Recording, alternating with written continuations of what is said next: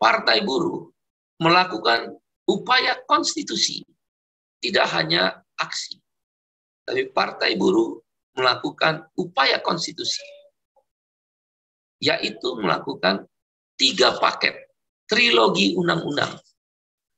3 paket undang-undang, trilogi undang-undang yang merugikan rakyat dan mengancam demokrasi. Sudahlah merugikan rakyat, 3 paket undang-undang ini, dia juga mengancam demokrasi. 3 paket undang-undang, atau kami sebut trilogi undang-undang, GR, Judicial Review, GR, trilogi undang-undang. 1, Undang-Undang Cipta Kerja nomor 6 tahun 2023. 2, GR, undang-undang terkait parliamentary threshold 4%.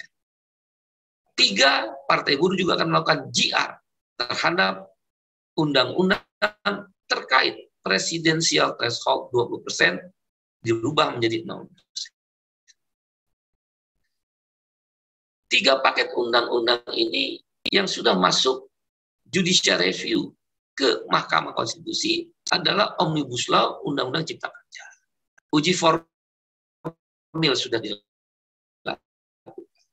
Dalam uji formil itu, Partai Buruh meminta agar Mahkamah Konstitusi membatalkan Undang-Undang Cipta Kerja dengan beberapa alasan.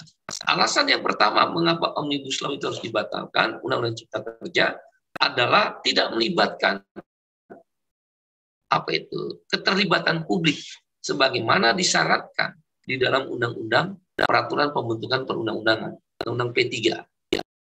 Jadi, serikat buruh yang menjadi konstituen partai buruh, serikat petani, dan elemen gerakan sosial lain tidak pernah diundang oleh DPR untuk melakukan hearing atau RDPU atau pertemuan-pertemuan untuk itu. Tidak pernah. DPR mengejar sistem kebut semalam, SKS. DPR sistem kejar kebut semalam, SKS. Dan buruh kelas pekerja masih tidak percaya kepada anggota DPR yang ada sekarang.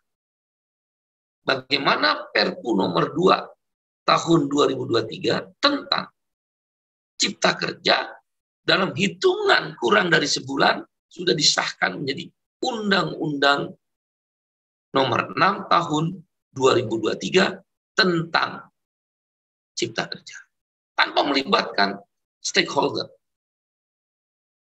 Di sisi yang lain, sebelum Perpu diserahkan menjadi undang-undang ke DPR, bahkan sebelum Perpu dikeluarkan oleh pemerintah, sesungguhnya serikat buruh, beberapa serikat buruh, sudah mengadakan pertemuan informal. Memang pertemuan informal, bukan formal. Untuk mencari kesepahaman, bukan kesepakatan memang. Karena ini informal, tapi ini kesepahaman. Dengan beberapa kawan pengusaha yang kebetulan ada di kantor. Di situ terjadi dialog yang sangat konstruktif dan komprehensif terhadap isu-isu atau pasal-pasal yang ada di dalam Undang-Undang Cipta Kerja yang sebelumnya sudah ditolak. Misal tentang upah, kami bersepaham harus jangan upah murah. Tentang outsourcing, kami bersepaham tidak boleh ada outsourcing, kalaupun ada dibatasi. Bukan menempatkan negara seperti sekarang ini, pemerintah sebagai agen outsourcing. Kenapa pemerintah sebagai agen outsourcing? Karena pemerintah yang menentukan mana boleh pekerjaan outsourcing, mana yang tidak boleh outsourcing. Begitu pula isu pesangon yang rendah, mudah di PHK, buruh perempuan yang ambil cuti haid dan cuti melahirkan tidak mendapatkan kepastian upah dan sebagainya, termasuk bank tanah yang memudahkan korporasi merampas tanah petani dan masa panen raya boleh impor terhadap barang-barang yang terjadi pada masa panen raya tersebut dan lain-lain. Disitulah kesepahaman sebenarnya sudah ada, tapi tidak diadopsi oleh pemerintah dan DPR. Masih tidak percaya kepada DPR terhadap Undang-Undang Cipta Kerja. Dan aksi yang tadi saya sebut akan bergelombang besar. Aksi yang disebut akan bergelombang besar. Nah, apalagi ini tahun politik. Partai Buruh tentu konstitusional ya kalau melakukan aksi. Judicial review yang kedua adalah parliamentary threshold 4%. Partai Buruh meminta Mahkamah Konstitusi agar parliamentary threshold 4% harus juga dari suara sah nasional, parliamentary threshold 4% dari suara sah nasional. Partai Buruh meminta kepada MK juga harus dimaknai parliamentary threshold 4% dari jumlah kursi DPR RI. Jumlah kursi DPR RI 580 kursi.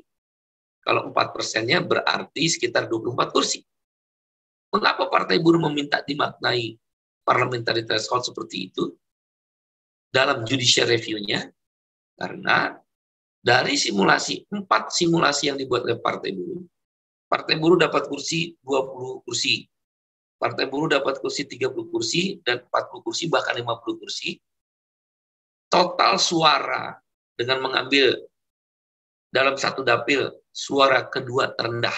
Misal dalam satu dapil ada 10 kursi, kita mengambil kursi ke-9. Berapa suaranya? Maka dikalkulasi, kalau 20 kursi, dapatnya hanya kurang dari 4 juta suara. Yang paling moderat 30 kursi. Partai Buruh dapat 30 kursi, Partai Buruh merencanakan dapat 30 kursi di 16 provinsi, 30 dapil, ketemulah jumlah suaranya hanya 4,457 juta. 4.457.000. Padahal 30 kursi. Di 16 provinsi, di 30 dapil DPR. Hanya 4.457.000. Konversi kursi 30 kursi. Kalau 40 kursi, sekitar 4,7 juta. Bahkan 50 kursi dengan metode yang sama, hanya dapat pada posisi 5 juta suara. Kalau mengikut parliamentary threshold 4% dari suara sah nasional, tentu kawan-kawan media bisa bayangkan. Sekarang kan sudah keluar daftar pemilih sementaranya itu adalah 205 juta orang. Katakanlah nanti suara sah nasionalnya 170 juta. Katakan suara sah nasional 170 juta. 170 juta kali 4%. Itu kan berarti 6,8 juta suara. Bayangkan, andai kan Partai Buruh dengan metode 2 kursi terbawah, suaranya diambil, dengan metode yang seperti itu akan dapat 30 kursi. Konversi suaranya adalah 4.457.000. Hilang karena tidak mencapai parliamentary threshold 6,8 juta. Ini bahaya benar buat demokrasi. 30 kursi itu artinya 2 kali kursinya P3 saat ini. Kan 19 kursi. Kira-kira hampir 2 kali kursi P3. Atau mendekati suara PAN, 39 kursi. Demokrasi telah dibajak oleh sistem aturan parliamentary threshold. Demokrasi telah dibajak menuju kepada demokrasi terpimpin, oligarki 9 partai politik mau berkuasa terus-menerus di Republik.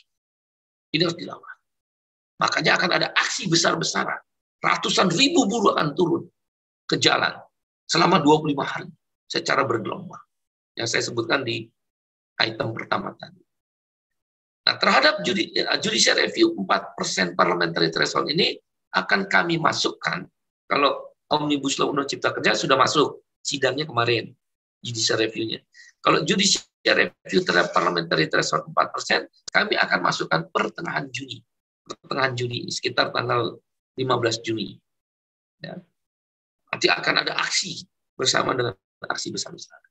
Nah, yang terakhir kami judicial review adalah judicial review terhadap presidensial threshold 20%. Partai Buruh meminta kepada MK agar mencabut presidensial threshold 20% menjadi 0%. Di Timor Timur, tidak lebih dari 60 juta orang pemilih. Calon Perdana Menterinya lebih dari 17 orang. Di Prancis, negara demokrasi lahirnya Montesquieu tentang trias politika, itu puluhan calon presiden maju, termasuk partai besar yang sosialis maupun liberal, dan Sarkozy, Macron, dia dari partai kecil, akhirnya bisa jadi presiden. Ini negara jahat sekali. 205 juta orang yang terdaftar sebagai calon pemilih, sementara disajikan hanya 3 calon presiden. Yang belum tentu kita setuju terhadap 3 itu. Belum tentu rakyat, dalam hal ini rakyat setuju. Karena itu, demokrasi harus dikembalikan pada pendulum di tengah, yaitu demokrasi Pancasila. Di mana menempatkan pemilihan calon presiden adalah dari anak-anak bangsa yang terbaik. Tidak disajikan dengan presidensial threshold 20%, hanya bisa 3. Akhirnya Anda lihat dagang sapi semua. Koalisi A menjadi koalisi B, tiba-tiba berubah koalisi B menjadi dengan koalisi C. Koalisi D dengan tiba-tiba dengan koalisi A. Politik dagang sapi telah dipertontonkan dengan presidensial threshold 20%. Partai buruh akan turun aksi besar-besaran. Ratusan ribu, bahkan jutaan orang akan kita minta turun. Sambil secara konstitusional kami melakukan judicial review, presidensial threshold 20% menjadi 0%. Kami akan lakukan judicial review itu awal Juni 2023.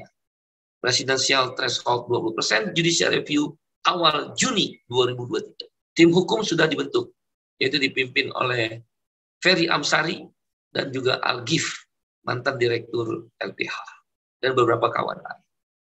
Ferry Amsari dan Al-Ghif sudah menyatakan bersedia menjadi kuasa hukum dari Partai Buruh untuk menolak judicial review presidensial threshold 20%. Demokrasi yang telah dirampas oleh oligarki partai politik harus dikembalikan. Kekuatan massa akan diturunkan oleh partai. Kami ingin memastikan hakim-hakim Mahkamah Konstitusi harus mendengar bahwa ada puluhan, bahkan mungkin 50-50. Ada orang masyarakat Indonesia yang tidak setuju dengan presidensial threshold 20%. Itu bisa dilihat dari lembaga-lembaga survei. Orang yang belum memilih calon presiden tinggi, berkisar 15-30%. Tinggi sekali. 15-30%. Karena mereka tidak setuju. Belum tentu juga yang memilih calon presiden sekarang ini kalau ada 0% presidensial threshold, belum tentu dia akan tetap bertahan. Karena swing voter di capres-capres tersebut 50-50. Baik Pak Ganjar Pranowo, Pak Prabowo, Pak Anies Baswedan, semuanya swing voternya 50-50. Yang bisa berpindah. Belum lagi yang belum memilih. Besar sekali angkanya, mendekati 50% swing voter plus yang tidak memilih. Ini menandakan mereka tidak suka dengan cara presidensial threshold 20%. Kami akan menggunakan partai buruh kekuatan massa. Ratusan ribu, bahkan jutaan buruh akan kami turunkan untuk melawan presidensial threshold 20%. Itulah 3 paket undang-undang yang kami sebut, 3 paket trilogi undang-undang. Cabut Omnibus Law Undang-Undang Cipta Kerja, sudah dilakukan judicial review kemarin, dan akan berlanjut. Revisi parliamentary threshold 4%, dimaknai juga 4% dari jumlah kursi DPR RI, dan cabut presidensial threshold 20% menjadi 0%. Yang warna oranye Partai Buruh, warna oranye Partai Buruh, partainya kelas pekerja, partainya kelas pekerja, Partai Buruh nomor 6.